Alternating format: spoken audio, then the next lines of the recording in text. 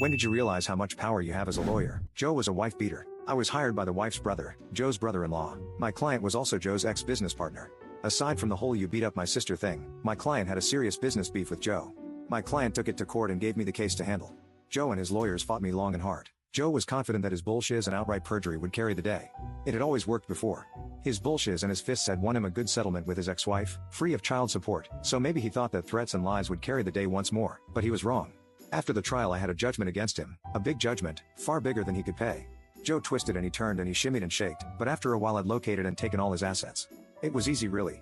Joe had no thought of consequences, and so he didn't lawyer up until it was too late. If one of my clients ever sues you, you're in trouble, because my clients lawyer up before they even know your name. But Joe didn't lawyer up until the process server threw the papers at his feet, and by then, it was far too late. I went through Joe's assets like a meat grinder, and after a while Joe had one property left, a house, and he clung to that house, for it was rented out, and was his sole source of income. Joe lived in the unfinished basement, and he survived on what the upstairs tenants paid him. He cashed their rent checks at payday loan places, paying hefty fees, but it was worth it, because he knew that I'd garnish any bank account that he opened. Joe managed to hide his rental place from me for a while because he owned it through a numbered company, but my investigator found him one day, and followed him home. Joe self-repped his way through the next stage, which took a couple of years, while I punctured his corporate veils in his sad efforts at a fraudulent conveyance, but in the end, I had his last house, the house where he lived in the unfinished basement. Joe stepped out one day to get a pack of cigarettes, and when he came back the sheriff had changed the locks. Can my client at least live in the basement? Joe's lawyer said to me in my office, pro bono, because by this point Joe had nothing to pay lawyers. I knew the pro bono guy because he practiced law nearby. Ask the purchaser, I said, it's out of my hands, which it was. I told Joe's lawyer that the new owner, a nominee, one of my client's employees, wouldn't let him back into his basement apartment. Joe, a man who had owned this and that here and there and all over town, had just lost the last thing he owned on earth.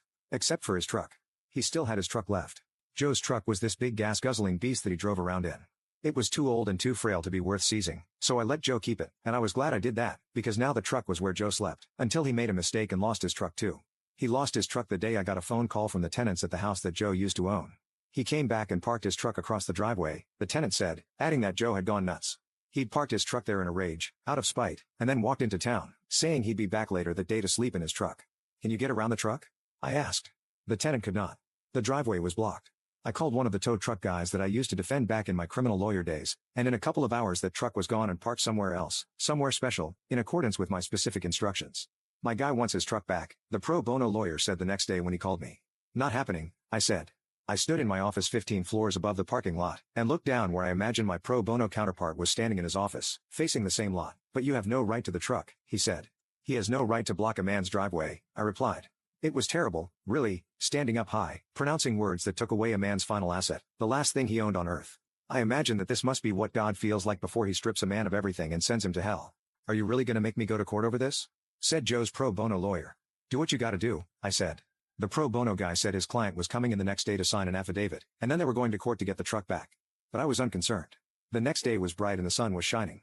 It was 9 a.m. as I looked out the window and sipped my coffee. My phone rang. I picked it up and it was pro bono man. Why didn't you tell me that Joe's truck was parked right outside my office? His voice was tight, and I could tell that he must have been shaking with anger. Is that so? I said, staring out at Joe's truck parked 15 stories below me. How careless of my bailiff to leave the truck where your client could easily take it back. I really must speak to him. Very funny, my client's going to sue. But before he could finish his words I cut him off. No he isn't. He's going to get in that truck and drive away, right now. I told my tow guy to fill up the tank, and he gave it an oil change too. Tell your client to get in his truck and drive off, and that if I ever see the truck again, I'll seize it, to satisfy the rest of my client's judgment. Pro bono guy tried to argue, but I was firm. Then I put the phone down and picked up my coffee. A few minutes later, Joe walked out of his lawyer's office and over to his truck. As he walked, I saw that there was no longer a bounce to his step. The joy had flushed from his body. Joe wasn't the first guy I ruined, and he won't be the last, but he is the only one whose final ruin I witnessed from up high, from my office, and it was one of the most powerful experiences of my life, watching a man walk to his truck, knowing that I had stripped him of everything else he had, and that he owed his possession of his last asset, his truck, to my mercy.